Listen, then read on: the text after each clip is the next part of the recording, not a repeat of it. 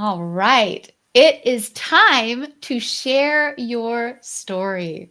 Hello and welcome everyone to Communication TV. I am Ellie Parvin, your host. I'm the communication educator and expert, and I am bringing a guest with you live today. And I'm so excited. First, I'm going to share a little bit with you why we are going live today and interviewing our amazing guests. And in addition, I am going to introduce our lovely guest shortly. So, in celebration of Secrets to Successful Communication, which is having its birthday on 11/11, I wanted to bring with you someone who could help you share your story. Have you ever dreamed about writing your book? Have you been thinking about it? Has it been on your to do list? Has it been on your annual list to do every year?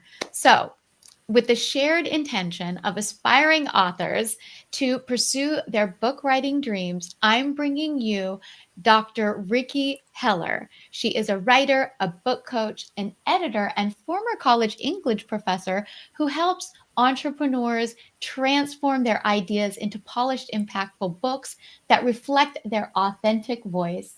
She continues to write fiction and freelance articles, and she has two adorable dogs, you guys. So if you're a dog lover, she's your woman. And she also has a Substack as well, which I'll let her share a little more with you about. But without further ado, I want to introduce you to Ricki Heller. Oh, thank you so much. What a lovely introduction. I'm so excited to be here. It's so wonderful to have you, Ricki. So I did share a little bit about you, and I would love for you to share a little more about yourself. And I should also mention, how did Ricki and I meet? Yes. Did you want to tell people or would you like me to?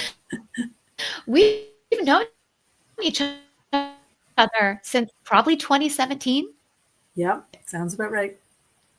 Go for it. I'll let you share it.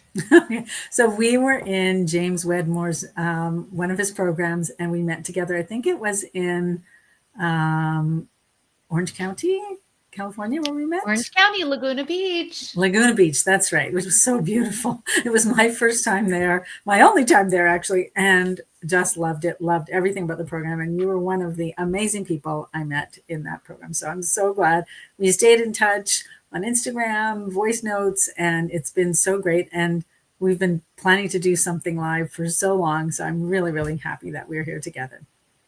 Me too, Ricki. And so with that, we were part of James Wedmore's Business Night Design program, and we joined the next level, which is another tier up. And it was such a great opportunity to, I don't think there's one person there that I didn't connect with. And you were one of those people. Mm. And this is just a testament to, I think, any kind of coaching that you get. It's not always just about like doing the thing, building our businesses. It really is about the connections you make. And whether you're in a large group network with coaching or just a one-on-one with something like what you do, Ricki, that bond, it kind of lasts forever, doesn't it? I really do think so. I mean, I'm somebody who's always working with a coach myself. And I think the other thing, like you were saying, the net, I don't even want to call it networking because it isn't that sort of intentional business networking. It's just meeting people and making connections with people. And that's what's so lovely about it. I've made friends through these kinds of experiences, but also as the person being coached, I have found over the years, one of the other benefits is what it does for you and your self-esteem and your self-confidence and just personal growth, right? And Mhm. that is to me one of the major benefits of coaching, along with whatever skills, business skills or writing skills or whatever else it is that you might gain by doing it. Yeah, I So agree. I agree. And then so now with that, I'd love for you to share some of your journey. sure. Like what Yeah. brought you into becoming a book writing coach? Like where was your origin? So it's a bit of, I mean, it's a story, but I'll keep it short. But I really started writing basically as soon as I could hold a pencil or a pen, really. And so as a kid, I was always writing at home, and I ended up, I wrote a novel when I was about 8 years old, and being the keener that I was in school, I was always a keener in school. I showed it to my teacher, and lo and behold, the teacher invited me to read it in installments, like a serialized novel, to the class every Friday afternoon. And they would reserve an hour for me to, or half an hour, whatever it was, for me to stand there and read this book to the class. And what amazes me about this when I look back is the teacher, I mean, incredibly supportive and encouraging, but the fact that I was willing to stand in front of the class and do that, because as of my teenage years afterwards, I had a long period where I was just the most introverted, shy person. I would never have done that. But it was a great experience. And it's funny, I went to a high school reunion about 10 years ago, and people remembered the fact that I had written this book and had read this book. But so it was something I always loved and wanted to do. And then over the years, I mean, I think my parents basically convinced me that being a writer wasn't a great idea. It was kind of like being an actor, and you were never going to make it. And such a small percentage could, make a living as a writer. So I did the next best thing, and I started teaching English at a college. I got a PhD in English, taught English for many, many years. And then I just kind of had a little bit of a detour when I got sick with candida overgrowth, as you know. And so I studied holistic nutrition and started practicing that and helping other women who had candida overgrowth, because it can be so debilitating. And I really did love the holistic nutrition. I really did. Ended up coaching there. But that, which kind of grew out of my blog where I was posting recipes for people with candida, out of that grew my 2 cookbooks. And so that allowed me to write, along the lines of stories related to my recipes, which I did on my blog. The last book was more of a guidebook and cookbook. So it was almost like a little bit of a memoir around the whole experience with candida. Loved all of that. I really loved working one-on-one with clients.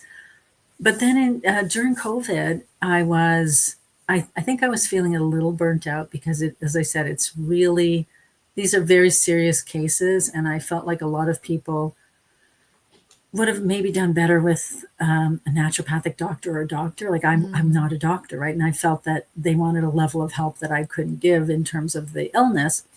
But besides that, I was just sort of going through my desk one day, basically stuck at home. And here in Canada, I think we had the longest lockdowns of any country.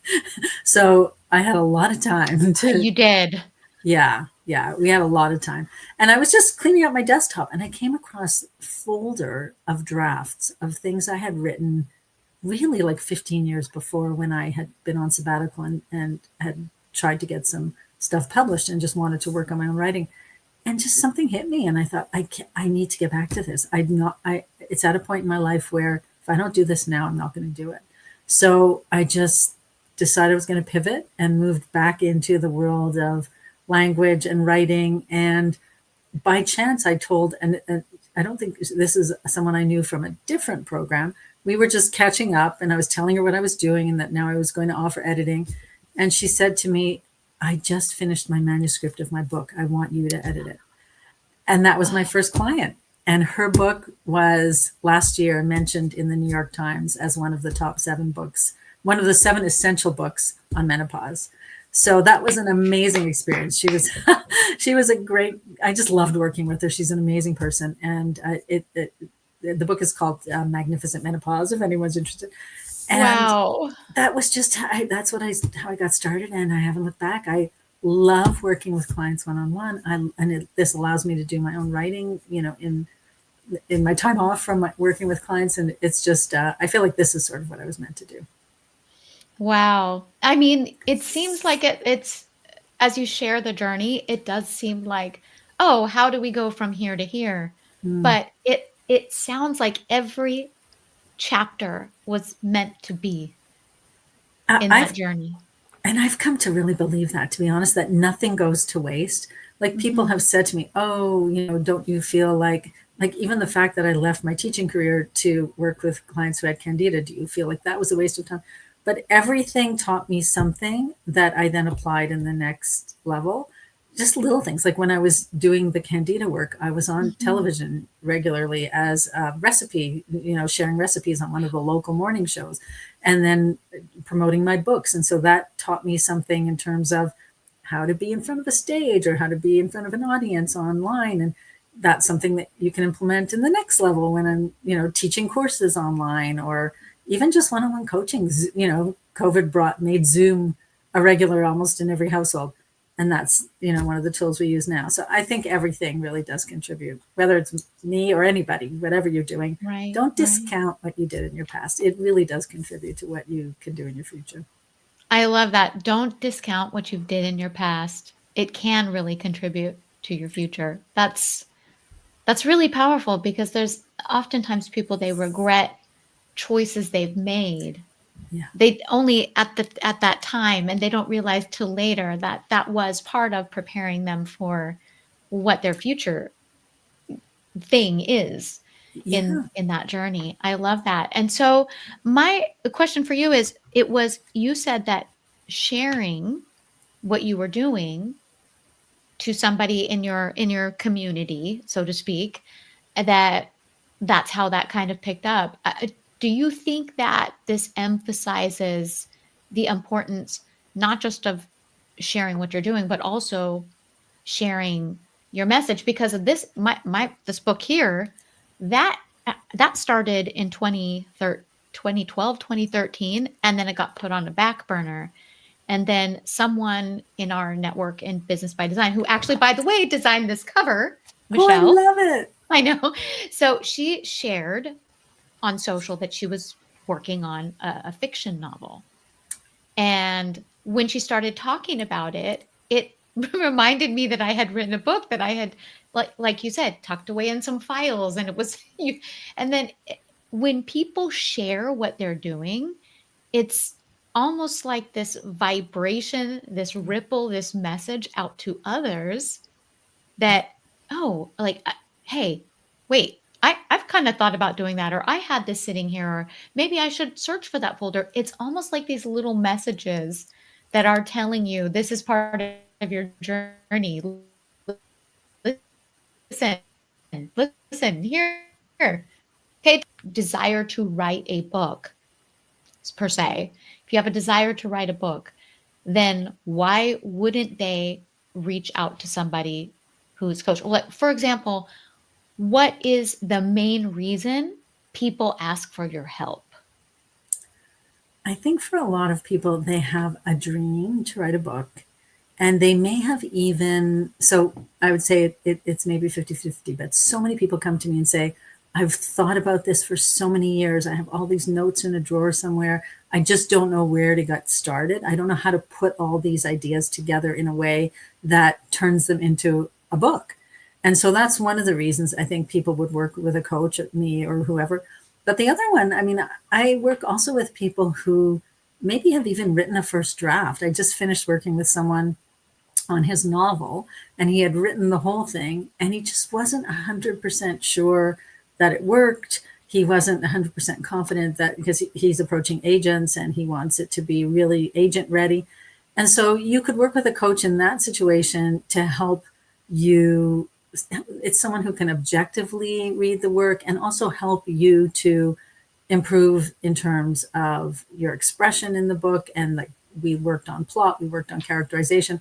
So that's something I do with people who are writing fiction, but it's a similar route with nonfiction where maybe the structure just doesn't work. Maybe there's something there's a gap in terms of the logical development from your first idea to your last.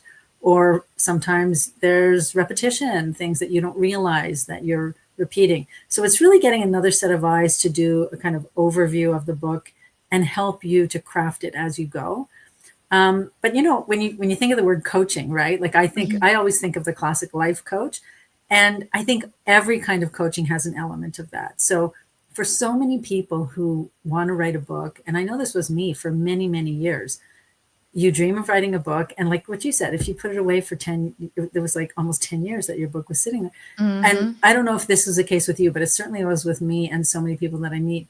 There's just a little voice inside that says, you're not ready. Who are you to write a book? I don't know what I'm doing. And it's that fear that keeps us from starting.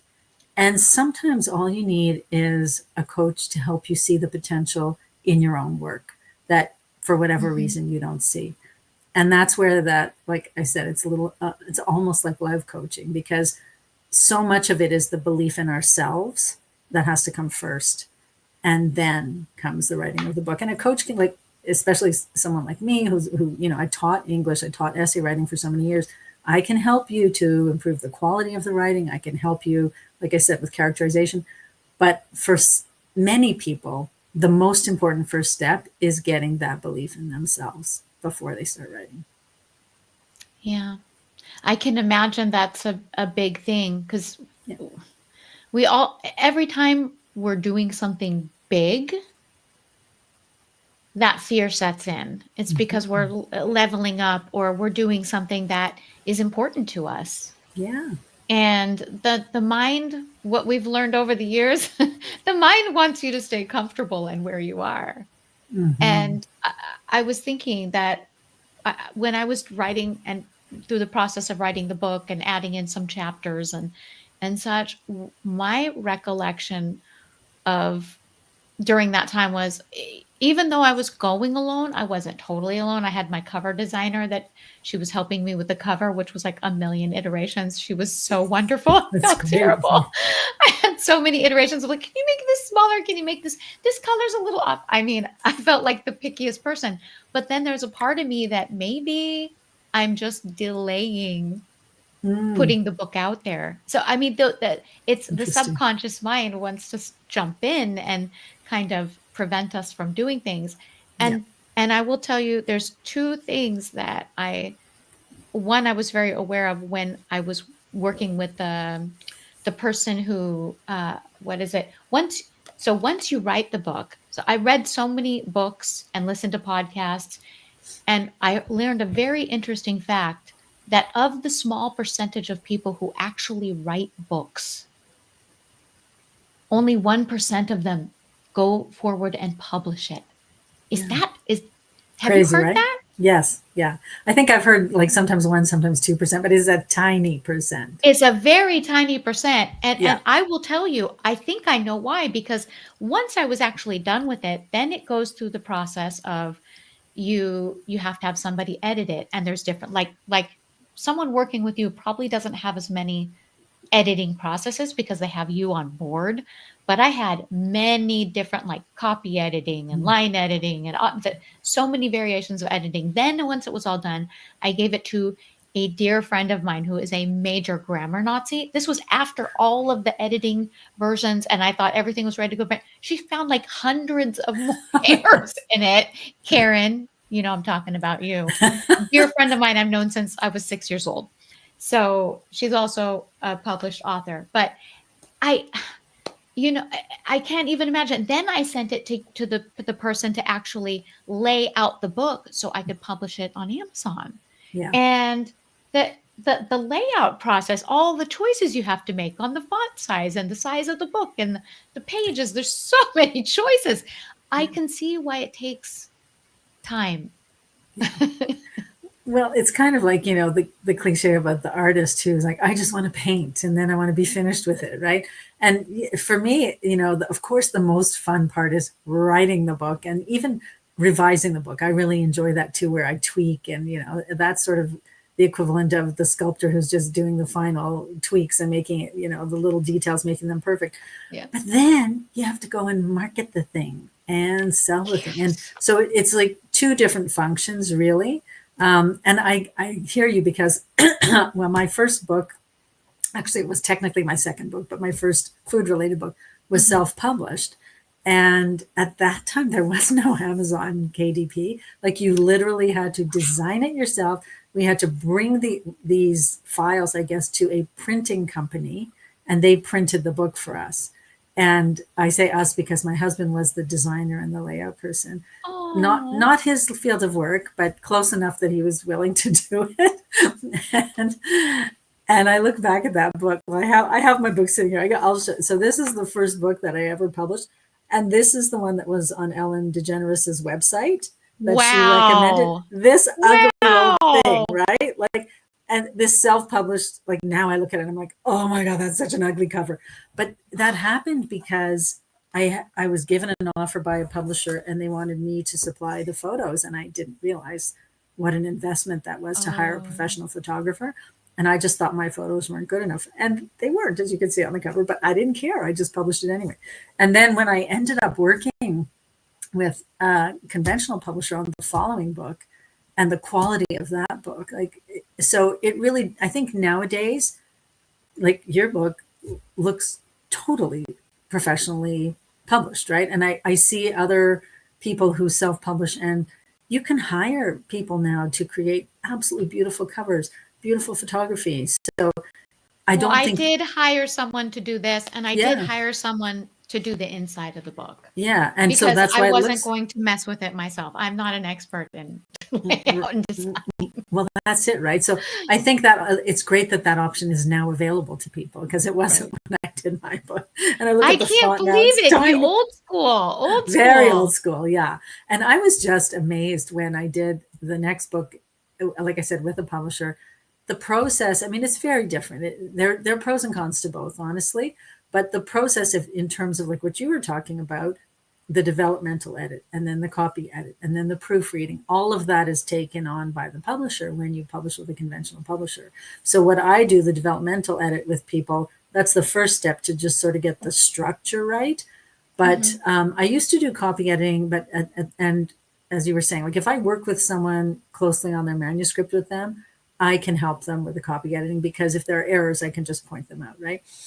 But in general, it's not a great idea to have the same person do copy editing and proofreading, because Right. they've seen it too many times. And it's like, when you look at something over and over, you start to miss the details. That's So why we can't do it ourselves. yeah, it's I not a mean, we great idea start, to do it yourself. but we start, but we think we know. I mean, I'm have been a professor as well, and I always would tell my students, ask a friend to read your Yes. paper, buy them a coffee. Yeah. Just Yeah. don't just do it yourself, sleep on it.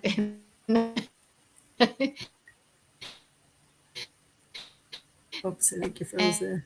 And because that's definitely something that a coach would help with and can point in directions. I mean, Yeah. especially for a first time writer. I mean, if you were working with a first time writer, what is the first thing, if they had nothing done and they came to you with an idea and they said, where do I start? What's the first place or the first thing you would ask them to do or So guide we them to do? we always start with the main structure of the book. And so one of the things that I like to say is that when I coach with people, it's a safe space. And that's kind of my formula, SAFE. So the first step is always S, structure. So whether you come with just a vague idea or if you come with a whole bunch of disparate notes, we create a structure out of that. So I'm going to help you to find, like, what is the main message of the book, and then how do you structure that? I don't like to use the word outline because I know people bristle at the word outline. But if you think of it as like a blueprint, or even, we could say we create the table of contents for your book. That's always the first thing. And sometimes that's all I do with people. Like if they want to go off and write the book themselves, I have a special session that's called a book builder. And that's all we do in the book builder. And it's usually up to 3 hours of just back and forth brainstorming together. We'll look at all the ideas, find the patterns, find the structure. And I find for most people, once they have that, it's like your plan. It's where are you going to go with this information? It makes it so much easier to dive in and get to the writing part of it. Like if I have a plan of what I need to say first, second, third, fourth, it doesn't even matter if I write it in order, because I know in my head how those pieces fit together. And so I think that's the thing that really helps a lot of people get going, is just, I call it like creating order out of the chaos of all your ideas. I like that, creating order out of all the chaos of your ideas, because that's what it feels like in your It, mind. It's like you have this idea to write a book. I remember my dad, he said, when I retire, I want to write a book. And he said, he had this idea that each decade would be a chapter. And I mm, loved that idea. I'm like, that's so great. mhm. But he waited so long to write his book that by the time, it just got to be too late. Oh, And this is one of the big sad. reasons I'm like, why wait? Why wait? I agree. I mean, I think that's the you problem, right? know? So many people wait too long, and by the time they're ready, they're not capable anymore. And Right. I mean, what don't wait till you retire. yeah, it's actually too, I Unless you mean, retire at 55, that's fine. yeah. But I mean, that's one of the myths that people think in terms of writing. There are two big ones, I think. One is, I don't have the time right now, right? And if you Mhm. think about it, yeah, I mean, of course it takes time to write, and you're going to have to dedicate specific time to writing your book. But as you know, I mean, you did your book while you were doing other things. If Yeah. it's a priority and we really want to do it, we fit it in somehow. And it's Mhm. amazing how you can fit that right. Like I knew somebody who wrote an entire novel in like the checkout line at the grocery store or waiting to pick her kid up at daycare. She had a toddler and Wow. a baby, and she didn't have time at home. So she did it, and I'm going like this because she did it on her phone. She did voice to text, and she wrote the first draft. Like I think she said it took her just over a year in tiny, like 5 minute Wow. increments. Yeah, I know, crazy, right? Well, like I was shocked actually when again, during COVID, when I started writing my novel, I dedicated I was trying to dedicate an hour every morning before I started my day. And I would say most mornings I got about 50 minutes in. Some mornings I only got 30 minutes, 20 minutes. If I was really in a rush, 10 minutes. But it took only about 8 months for me to finish that first draft of that novel. Because, Wow. but that's the power of consistency, right? And I only did it 5 days a week. I didn't do it 7 days a week.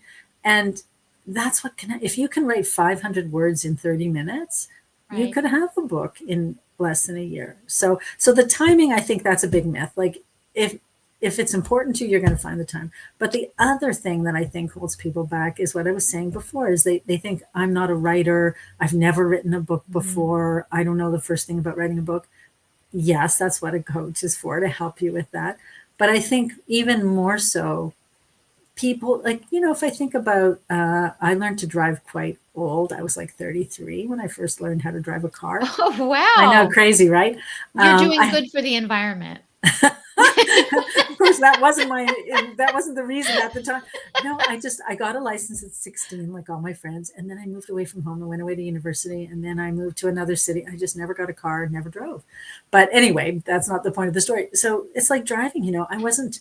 If I had said, "Oh, I'm not a driver," I never would have started to learn how Right. to drive. Right. So you have to jump in, and that's how you learn, by doing, especially if you have somebody to help you along the way. So to, give you Right. feedback and help you to shape your writing. So don't let that stop you, the fact that you haven't written a book before or that you don't feel like you're a professional writer. That is not the most important part of writing a book. The most important part is you have a message, you have something to say, and you want to share it. I love that. I love that. And then I mean, if you think about it, people have messages and story. Everyone has, I truly believe, because what I do is I help entrepreneurs communicate their message and people speak and communicate their messages. I believe everybody has a story or an idea or something to share I do too. that can just even, and I've always told people, like, even if you just have an impact on one person, you can change that person's life or redirect that person's life just because you were brave enough to share that story. Yeah, And then you can either do that virtually online, or, I mean, I don't know about you, but I have a Kindle. I don't use it. I like actual books. They're all over and around my desk. They're everywhere. Like I have like 20 books on my desk right now wow. because I just get screen fatigue sometimes and I Yeah, want to look at a paper that is not electronic. and, yeah, and it's just I can dive in a little bit deeper that way. And I yeah. also read differently in a book than I I do on a Kindle or what have you.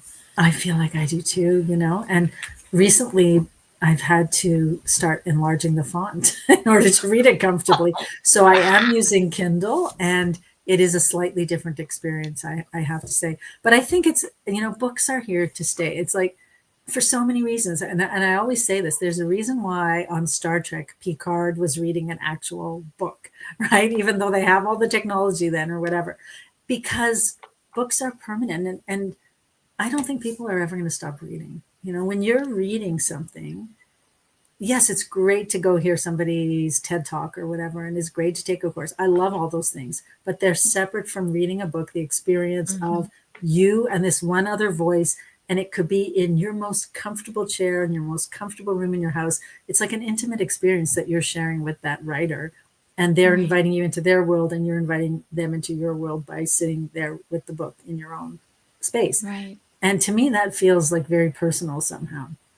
It So, is personal. And what a lot of people don't know is that whether you're sharing your own story or you're writing a fiction or nonfiction, or if you're an entrepreneur and you want to be a speaker, if you have a book, it yes. actually allows you to charge more and it gives you sort of this. I mean, you don't have to be a published author to be a speaker or be an expert, but it is a calling card. Yeah, it really helps. It really helps.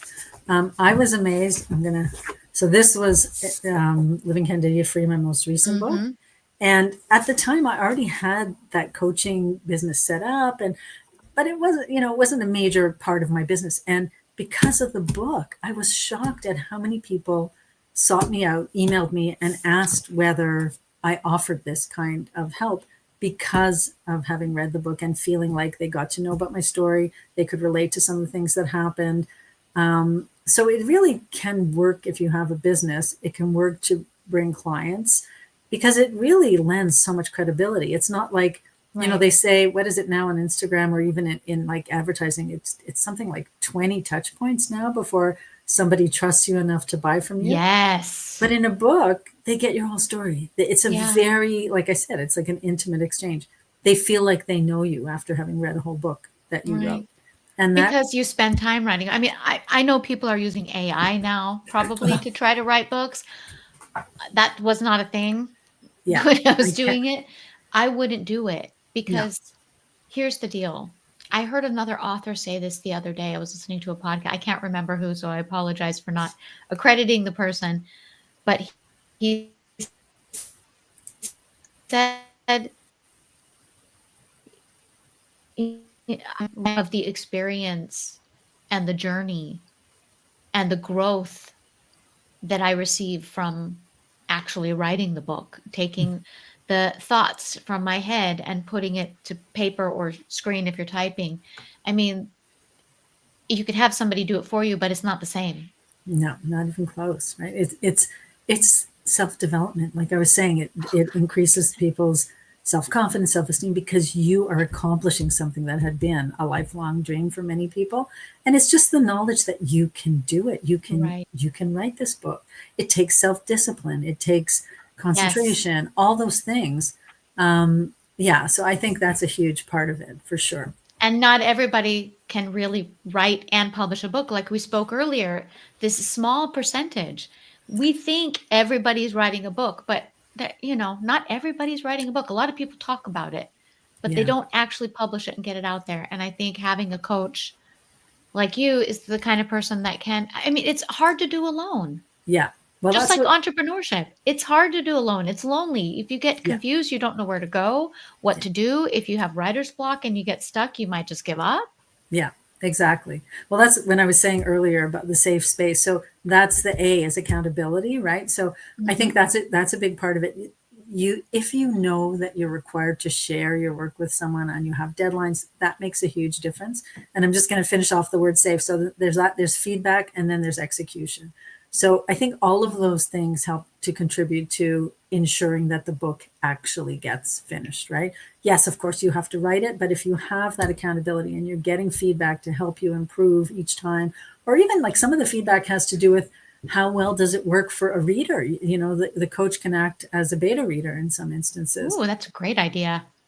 because it's another set of eyes on your work, right? And to tell you, like, particularly in fiction, some of the exchanges I had with the author were, I don't understand why the character did this, or I'm not sure how did they go from here to here. And that just, Mhm. like I said, opens up gaps. And that works with nonfiction too. Like I'm sure in Oh, your book, sure.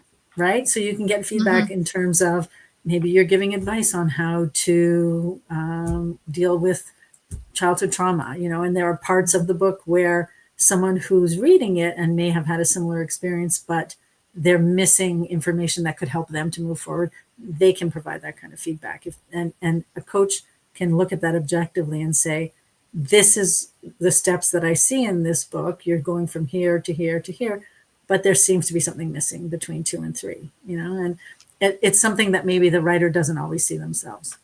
Right. Because they're too close to it. Yeah. Yeah. And particularly I do a lot of work with memoir, like personal stories. And and one of the questions that people often have is like, what do I include and what do I not include? And so that's part of structuring your memoir, because I think a lot of people think that memoir is just, I'm going to tell everything that happened, but that isn't the way it actually works. So you want to choose the specific events that you tell. But I just wanted to say this because I was just reminded of what you were talking about when you were talking about AI. One of the things that AI is never going to be able to do, and one of the things that is the most compelling in people's books, is their personal stories. So I don't think we need to worry about AI for authors, even business books. I'm sure that you have some anecdotes, some stories in your book about things that happened in your life, right? Yeah. AI is never going to be able to reproduce that. Right.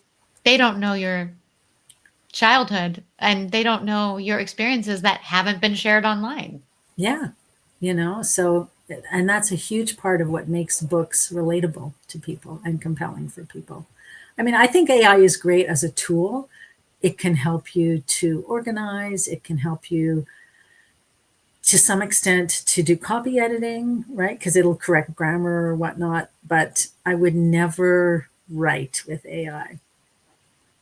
Yeah, I wouldn't either. Yeah. I mean, I guess you could use it for ideas like brainstorming or looking for resources that might support anything that you're writing. Because I have a lot of references and resources and citations in my book. But, again, I didn't use AI for that. I just, I'm a college professor. I know how to do that stuff. That's right. Yeah. That's one thing we kind of have been hammered into us from writing theses and papers, etc. But not everybody knows things. So they might be able to use AI for researching and things like that. But they still need to be fact checked, because I've noticed that AI, some of their sources are not valid. No, it lies. It makes things up. It's I crazy. know. It sort of reminds me of when we first started using, what was it, Wikipedia? Yeah. People started first using Wikipedia as a reliable source, which it's pretty reliable nowadays, but I don't know, maybe it's outdated because of AI. I don't know. And I mean, the thing about Wikipedia is that people can change it anytime they're, I don't know if it still allows anybody to make changes, but it used to. Maybe it's just, yeah. So, I could put, I'm the president. Well, this is what I'm saying, right? You have like a disgruntled ex-husband or wife or something, or an ex-vice president. I mean, I'm not talking about the government. I'm talking about in a company. Right. And then they go to the Wikipedia page and change something, right? That could happen. Exactly. So, and who knows, that could happen with AI too. It'll take a while till they can really hone it in and clean it up. And yeah. But I mean, I believe people are intelligent and they will know the difference. Apparently from what I've read, I follow a business guru, and she started a newsletter out of the blue. And and I have been following her for many years, so I know her voice. I've read her emails before. Okay. And this newsletter was not her, it was AI. And this went on for 2 or 3 weeks. And then suddenly the style changed dramatically, and it was her again. And apparently people had messaged her to say, what's going on? This isn't you. So I think, it's very difficult for AI. A few things I've heard, like it's very difficult for AI to approximate your voice exactly. I know it's much, much better now. I have colleagues who feed a lot of their old emails into like ChatGPT and then say, I want you to write an email with this subject and this topic. And it can get close, but you still then need to edit it and change it so that it really sounds like you. But like I said, the stories, and the thing about, I'll say ChatGPT, but I think they're all the same. It doesn't have a sense of humor. So if my weekly newsletter is kind of, a little bit, off the wall sometimes. I have a little bit of, strange humor, and I will put in things that I find funny, even though they're a little weird sometimes. But AI can't do that. So if you feel that you have a unique voice, that's what you really want to develop in writing, is your own personal unique voice. And AI can't do that for you. But a coach can help you do that. Yes, a human coach can help you do that for sure. Oh my gosh. Oh, Ricki, the time is going by way too fast. Oh my gosh. And there's so many other questions that I have for you, but I do need to ask you our final question Okay. is how do you define communication and what does it mean to you? Yeah, communication. So the way I think of communication, I mean, there's always the and this is the way I used to teach the concept. So there's a sender and a receiver, right? Like basically it's at least two people involved or two parties involved. And for me, communication, it has to be received in the way that the sender intended it. So for communication to exist, the person you're speaking to or writing to must receive the message you intended in a way that they understand it the way you did. So, for instance, I think that's why, you get a lot of, or at least I've seen a lot of misunderstandings over text, because so much of communication for us these days is tone of voice. It's, facial expressions, body movements. And we can't always convey that in words. So, if we want to communicate, we have to be able to get the intended message across in a way that it's understood, I think, to the other person or people. That's a Does, perfect description. I mean, yeah. I always just ask that question to see people's take on it and how they feel about communication because it is such a big part of what we do. And especially as a writer and author, I mean, you are communicating a huge message Oh, to yeah. the intended audience. And I'm sure a lot of thought goes into that when you're working with authors as well. Like what do they want to communicate and who is their audience and Yeah. where do you want their message to land or how do they want it to land? And I mean, again, if I had known you did what you did, I probably would have used your Oh, that's so sweet. And I would I have because it loved was to would be work with so you. much easier. I probably would That would have Oh been, my god, maybe there's another book in me, who knows? well, I think Maybe I'll there be is. calling you Ricki. That would be so Well, much fun. Would Ricki, love to do. I that would be a blast. I adore you to pieces, Ricki. Oh, Thank you same. so much for being here today and sharing your expertise with our audiences. And hopefully, those who couldn't join the live, they can catch the rebroadcast and learn about you and learn how you can help them. And I did put on here something that you are sharing. You want to share your offer? I have it up on the screen. Oh, great. Yeah. It's called Three Tips to Find Your Book's Topic Today. And it's just a little guide if you are feeling a little lost, either you don't know exactly what direction you want to go in with your book, or if you have some general ideas, but you're not sure how to narrow them down, this will help you do that. Right there. There is the address there. Go check it out. You can also check out Ricki at her website. And I don't know, do you want me to share your IG? Because I like Sure. your IG. You Sure. share a lot Please feel about the free. girls, Zoe and Jasper.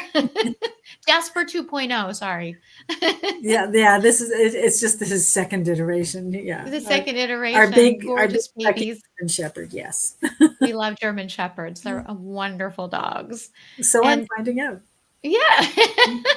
Oh, Ricki, it's been such a joy. I appreciate you so much. Same. Thank you for joining us today. And I'll be obviously chatting with you on IG. And you guys do not hesitate to reach out to Ricki. I Yeah. just want to close out, say thank you to our guest, Ricki, and to all of you. With that, I'm wishing you communication for success, health, and happiness. Ciao for now.